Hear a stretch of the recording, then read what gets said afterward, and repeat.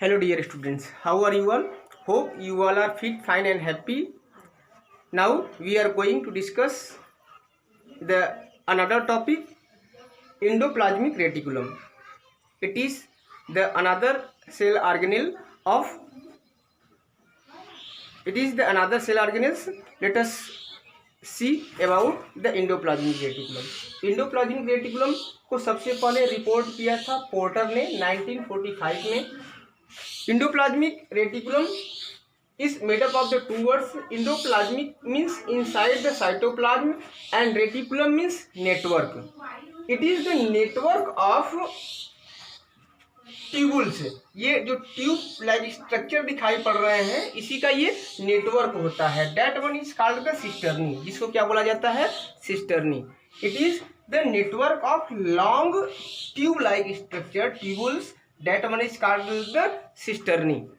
And this cisternae, इसके बीच का जो स्पेस होता है, इस सिस्टर्नी के बीच का जो स्पेस होता है, इस ट्यूब्स के बीच में जो स्पेस पाया जाता है ट्यूब्स के बीच में, that one is called the cisternal space और द ल्यूमेन. उसी को क्या बोला जाता है? सिस्टर्नल स्पेस और lumen. Let's define the endoplasmic reticulum. हम लोग एंडोप्लाज्मिक रेटिकुलम को डिफाइन करते हैं. Endoplasmic reticulum is the large network of membrane bound tubes और सीट्स. जो एंडोप्लाज्मिक रेटिकुलम होता है वो एक नेटवर्क होता है, लार्ज नेटवर्क होता है मेम्ब्रेन बाउंड ट्यूब्स का या सीट्स का. And it is similar to the structure of plasma membrane. ये प्लाज्मा मेम्ब्रेन के स्ट्रक्चर के समान होता है. And is composed of protein and lipids. और किसका बना होता है? प्रोटीन और लिपिड्स का. Means plasma membrane, the composition of plasma membrane is protein and lipid. Let's see its type. अब हम लोग चलो डिस्कस करते हैं इसके टाइप्स के बारे में. How many types of the endoplasmic reticulums are there? The endoplasmic reticulums are of the two types. Mostly these are of the two types. एक को हम लोग बोलते हैं rough endoplasmic reticulum. This is the rough endoplasmic reticulum, RER, and second one is the smooth endoplasmic reticulum, SER. Rough endoplasmic reticulum. Why it is called rough endoplasmic reticulum? Because the ribosomes are attached to its surface. When the ribosomes are attached to the surface of endoplasmic reticulum, then it is called rough endoplasmic reticulum. While when there is no ribosomes attached to the endoplasmic reticulum, then it is called smooth endoplasmic reticulum. तब हम लोग इसको smooth endoplasmic reticulum बोलते हैं. जब कोई भी उसमें राइबोसोम्स अटैच, उस सरफेस पे कोई भी एंडोप्लाज्मिक रेटिकुलम अटैच नहीं होता है तो उसको हम लोग क्या बोलते हैं? स्मूथ एंडोप्लाज्मिक रेटिकुलम से. Let's see its function. चलो हम लोग इसको फंक्शन के बारे में देख लेते हैं कि इसके फंक्शंस क्या होते हैं. तो mainly there are many function of the endoplasmic reticulums. Endoplasmic reticulums, सबसे पहले हम जो स्मूथ एंडोप्लाज्मिक रेटिकुलम है उसके फंक्शंस को देखेंगे. तो ये क्या करते हैं? Endoplasmic reticulums helps in the synthesis of lipids, means formation of lipids. That is the phospholipids and cholesterol. जो फास्फोलिपिड्स होते हैं, कोलेस्ट्रॉल होते हैं, उसके फॉर्मेशन में महत्वपूर्ण भूमिका निभाते हैं smooth endoplasmic reticulum. Means formation of membrane bound organelles. जो मेम्ब्रेन बाउंड ऑर्गेनेल्स होते हैं उसके फॉर्मेशन में महत्वपूर्ण भूमिका निभाते हैं smooth endoplasmic reticulum. Next function is the detoxification of drugs and poison.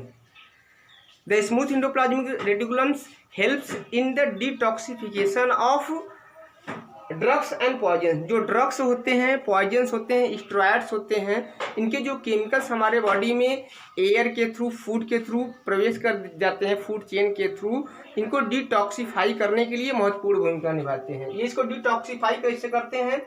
जैसे कि मान लीजिए फॉर एग्जांपल जो लीवर सेल में जो टॉक्सिन्स होते हैं उसमें, उस टॉक्सिन्स में वो हाइड्रोक्सिल ग्रुप जब ऐड होता है तो ये हाइड्रोक्सिल ग्रुप ऐड करके जो ये किस में कन्वर्ट हो जाते हैं, वाटर में, और जो ये वाटर होते हैं वेस्ट के रूप में शरीर से बाहर, बॉडी से बाहर निकल आते हैं। Means they help in detoxification of drugs and chemicals and the poisons.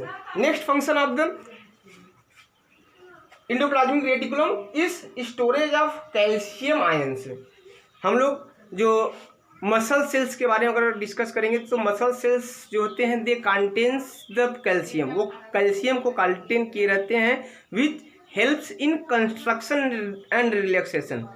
वो कंस्ट्रक्शन और रिलैक्सेशन में हेल्प करते हैं, and through which the body movements can takes place, जिसके थ्रू बॉडी मूवमेंट्स होता है। Next function of the endoplasmic reticulum is the production of hormones. जो स्मूथ इंडोप्लाज्मिक रेटिकुलम होते हैं वो हार्मोन्स के फॉर्मेशन में भी महत्वपूर्ण भूमिका निभाते हैं। जो हार्मोन्स होते हैं जैसे कि मान लीजिए जो स्टेरॉइड्स हो गए, जो सेक्स हार्मोन्स हो गए जैसे कि टेस्टोस्टेरोन, एस्ट्रोजन होते हैं, इसके फॉर्मेशन में महत्वपूर्ण भूमिका निभाते हैं। Next function of the endoplasmic reticulum means this is the function of rough endoplasmic reticulum means synthesis of protein, formation of protein. As we all know that the ribosomes are specialized for protein synthesis, ये protein synthesis में महत्वपूर्ण भूमिका निभाते हैं। तो जो protein होते हैं और लिपिड्स होते हैं मीन्स ग्लाइकोप्रोटीन्स होते हैं, ये दोनों मिल करके जो ग्लाइकोप्रोटीन्स होते हैं ये मिल करके किसका फॉर्मेशन करते हैं, जो मेम्ब्रेन बाउंड ऑर्गेनेल्स होते हैं उनका फॉर्मेशन करते हैं। तो इसको हम लोग बोलते हैं membrane biogenesis.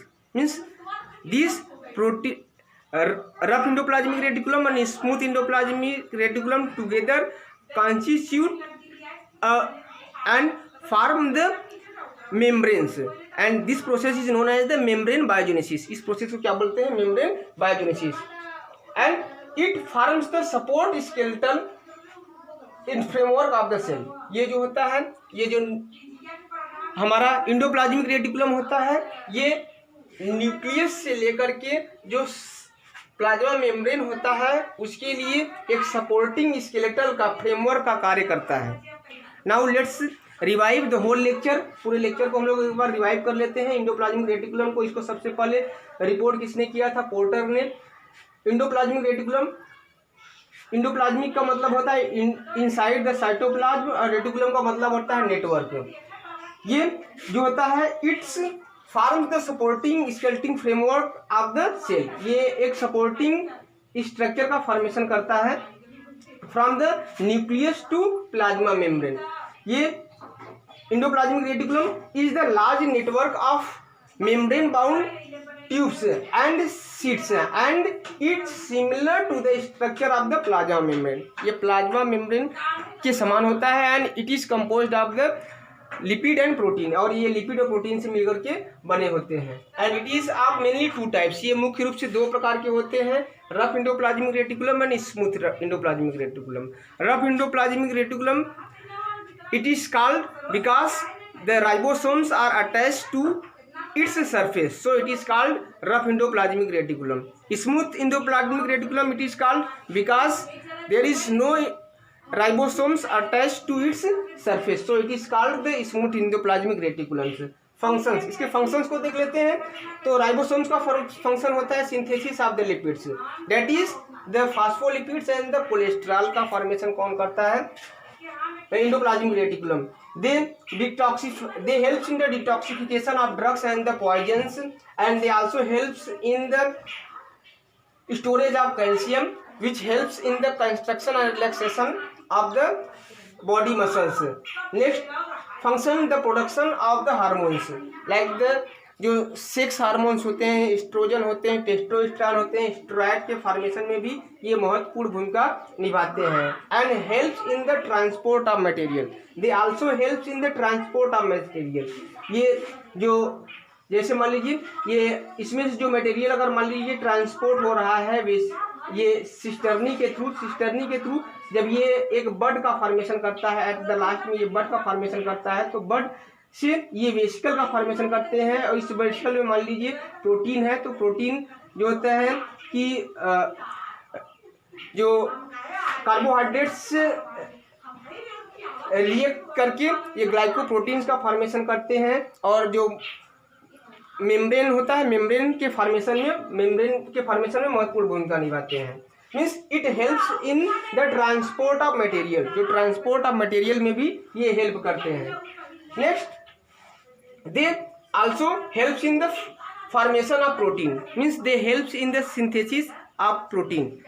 They are the site of the protein synthesis and it forms the supporting skeleton of the framework of a cell. Okay, thank you.